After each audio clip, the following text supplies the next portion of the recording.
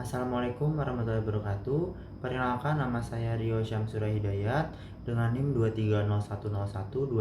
230111211402272. Saya dari kelas Fisiologi Ternak Peternakan D dari Fakultas Peternakan dan Pertanian, Prodi Peternakan tahun 2021. Kali ini saya akan menjelaskan Fisiologi Ternak acara 1 dengan materi anatomi organ ruminansia, non-ruminansia, dan pseudo-ruminansia. Pertama, saya akan menjelaskan anatomi dan fisiologi ruminansia, dimulai dari saluran pernapasan. Sistem pernapasan pada ruminansia terdiri dari trakea, bronkus, dan paru-paru.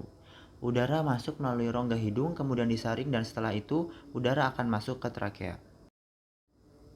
Rongga hidung berlapis selaput lendir. Di dalamnya terdapat kelenjar minyak atau sebasea dan kelenjar keringat atau sudorifera. Udara kemudian masuk ke dalam bronkus. Bronkus memiliki fungsi sebagai pelindung paru melalui proses penyaringan berbagai partikel yang terhirup. Ukuran saat inspirasi lebih besar daripada saat ekspirasi. Paru-paru yang kolaps ukurannya lebih kecil dari paru-paru fungsional yang setelah ekspirasi. Setelah itu dilanjutkan dengan saluran pencernaan pada ruminansia. Sistem pencernaan terak ruminansia tersusun dari mulut, esofagus, lambung yang terdiri dari rumen, retikulum, omasum, abomasum, kemudian ada usus halus, usus besar, serta anus. Fungsi dari setiap pencernaan adalah mencerna makanan menjadi molekul yang lebih sederhana. Proses pencernaan ruminansia terbagi menjadi beberapa tahap, yaitu prehesi, mastikasi, delugasi, regurgitasi, digesti, dan absorpsi. Lalu saluran reproduksi pada ruminansia jantan. Sistem reproduksi ruminansia jantan terdiri dari penis, vas deferens, epididymis, dan testis. Yang pertama, testis merupakan organ primer jantan. Disebut organ kelamin primer karena bersifat esensial, yaitu menghasilkan sperma dan menghasilkan hormon kelamin jantan, yaitu testosteron. Testis merupakan bagian alat kelamin yang utama, berbentuk bulat panjang. Berfungsi untuk menghasilkan sel benih jantan atau semen atau spermatozoa dan hormon-hormon jantan atau androgen. Kemudian epididymis. Epididymis merupakan organ reproduksi sekunder. Epididymis adalah suatu struktur yang memanjang yang bertaut rapat dengan testis. Epididymis dapat dibagi atas kepala, badan, dan ekor. Kepala atau kaput epididymis membentuk suatu penonjolan dasar dan agak membentuk mangkok yang dimulai pada ujung proksimal testis. Fungsi epididymis yaitu untuk menampung sperma sementara, juga sebagai dan jalur transportasi sperma dari tubul seminiferus menuju tempat pematangan sperma. Kemudian ada vas deferens atau cauda epididymis yang merupakan pipa berotot yang pada saat ejakulasi mendorong spermatozoa dari epididymis ke ductus ejaculatoris dalam ureta prostatik.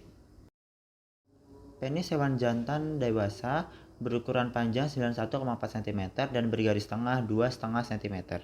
Berbentuk penis silindris dan sedikit menipis dari pangkal penis ke ujung yang bebas. Penis mempunyai dua fungsi utama, yaitu menyemprotkan semen ke dalam alat reproduksi betina dan sebagai tempat keluarnya urin. Selanjutnya, saluran reproduksi pada ruminansia betina. Sistem reproduksi ruminansia betina terdiri dari vagina, vulva, uterus, oviduk, dan ovarium.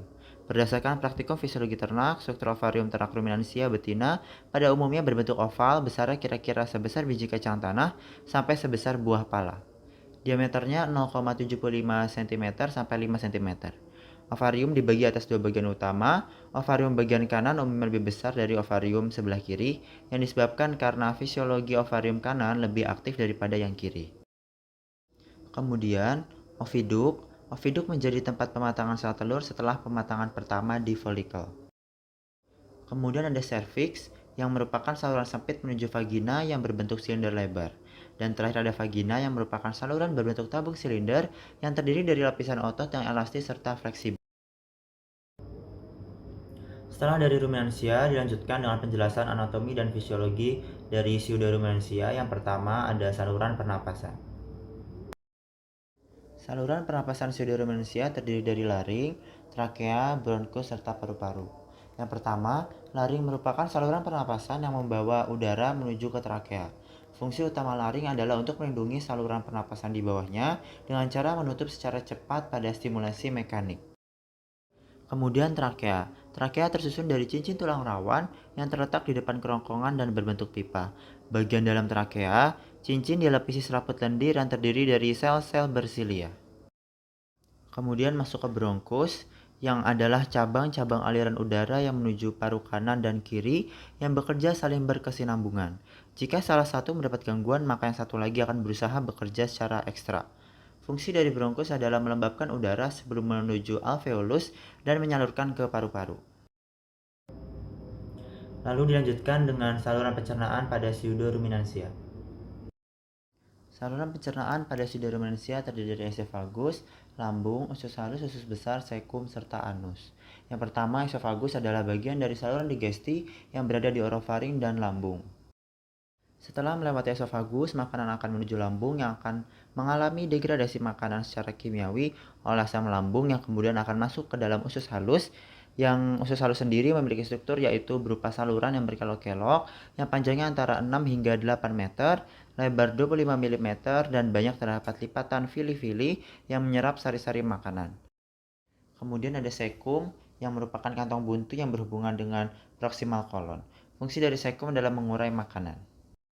Usus besar terdiri dari sekum, kolon, dan rektum. Sekum yaitu usus buntu dan kolon yang bagian permukaannya naik, mendatar, lalu turun. Bagian yang naik adalah kolon, sedangkan bagian rektum dan anus yang menurun. Anus adalah lubang pembuangan feses dari tubuh yang sebelumnya ditampung di bagian rektum. Di rektum terdapat otot sphincter yang menyusun rektum, yaitu otot polos dan otot lurik. Setelah ruminansia dan pseudoruminansia, selanjutnya saya akan menjelaskan anatomi dan fisiologi pada unggas. Yang pertama adalah saluran pernapasan pada unggas. Saluran pernapasan pada unggas yang pertama ada rongga hidung, trakea, syrinx, bronkus, bronkiolus, dan paru-paru. Rongga hidung merupakan organ paling awal dari sistem pernapasan yang terdiri dari epitel, toraka bertingkat, bersilia, dan bersel goblet. Kemudian, di dalamnya terdapat kelenjar minyak, yaitu sebaceae, dan kelenjar keringat atau sudorifera. Kemudian masuk ke trakea, yang pada dasarnya merupakan suatu tabung udara, biasanya diketahui selaku kerongkongan, yang menghubungkan laring ke segala sistem respirasi pada unggas ayam. Kemudian masuk ke bronkus yang merupakan percabangan dari trakea dengan tempat percabangan yang disebut bifurcasiotrakea. Dan yang terakhir adalah paru-paru yang merupakan organ yang sangat berarti peranannya, guna utamanya untuk memadai oksigen yang dibutuhkan oleh badan untuk pembuatan tenaga atau energi. Lalu dilanjutkan dengan saluran pencernaan pada unggas. Yang pertama, pada saluran pencernaan unggas yaitu paru, yang merupakan organ pertama dilewatinya makanan. Hewan non-ruminansia mempunyai paru yang digunakan untuk mematuk bahan pakan, serta terdapat lidah. Lidah di dalam paru mendorong pakan masuk ke kerongkongan, yang kemudian masuk ke tembolok. Fungsi paru non-ruminansia berfungsi untuk mematuk bahan pakan. Kemudian masuk ke lambung yang merupakan organ pencernaan ayam yang berbentuk oval dan terletak di antara perut depan dan usus halus. Kemudian ada ventriculus atau biasa disebut gizzard yang selalu berinteraksi dengan batuan grit untuk melakukan pencernaan secara mekanik sehingga menyebabkan gizzard kuat dan keras. Kemudian ada sekum dan usus besar yang berfungsi untuk fermentasi serat kasar dan absorpsi air. Kemudian di akhir pencernaan yaitu kloaka yang merupakan jalur pembuangan feses. Kemudian saluran reproduksi pada unggas jantan. Sistem reproduksi pada ayam jantan terdiri dari testis, epididymis, dan ductus deferens yang masing-masing berjumlah sepasang serta sebuah falus yang homolog dengan penis sebagai organ kopulasi pada ayam jantan. Testis pada unggas berada di belakang paru-paru bagian depan dari ginjal. Setelah testis ada organ epididymis. Epididymis adalah saluran spermatozoa panjang dan berbelit yang dibagi atas kaput, korpus, dan kauda epididymis yang melekat erat pada testis yang terpisah oleh tunika albugenia. Selanjutnya ada vas deferens yang berfungsi untuk menyiapkan sperma. Jumlahnya sepasang, pada ayam jantan muda kelihatan lurus dan pada ayam jantan tua tampak berkelok-kelok. Letaknya ke arah kaudal, menyelang ureter, dan bermuara pada kloaka sebelah lateral urodium. Dan yang terakhir, saluran reproduksi pada unggas betina. Pada unggas betina yang pertama ada ovarium yang merupakan tempat hormon steroid seksual, gametogenesis dan pematangan kuning telur juga sebagai penghasil ovum. Kemudian ada oviduk yang merupakan saluran yang menghubungkan ovarium dengan vagina dan berakhir di kloaka. Oviduk kanan pada ayam betina rudimenter sehingga hanya bagian kiri saja yang berfungsi. Bentukan oviduk kanan yang rudimenter terdapat dijumpai pada daerah kloaka di bawah bagian usus besar terakhir atau kolon. Oviduk juga digunakan sebagai saluran bagi spermatozoa menuju ke ovum untuk fertilisasi. Selama melewati oviduk, ovum yang fertil akan mendapatkan tambahan berbagai nutrisi dan substansi yang mendukung pembentukannya telur. Kemudian ada uterus dengan panjang kurang lebih 12 cm. Di bagian ini ada proses hidrasi protein dan pembentukan cangkang. Warna cangkangnya juga terbentuk di rahim pada akhir mineralisasi.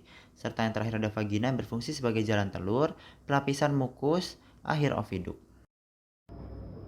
Kesimpulan pada acara 1, anatomi dan fisiologi, pada ruminansia, pseudoruminansia, dan non-ruminansia adalah setiap organ yang ada pada ruminansia, unggas, dan pseudoruminansia sebenarnya berprinsip sama tetapi memiliki fungsi yang berbeda tergantung kebutuhan penggolongan hewan tersebut. Sekian penjelasan dari saya, terima kasih, mohon maaf jika ada kesalahan. Wabillahi taufiq wal hidayah, wassalamualaikum warahmatullahi wabarakatuh.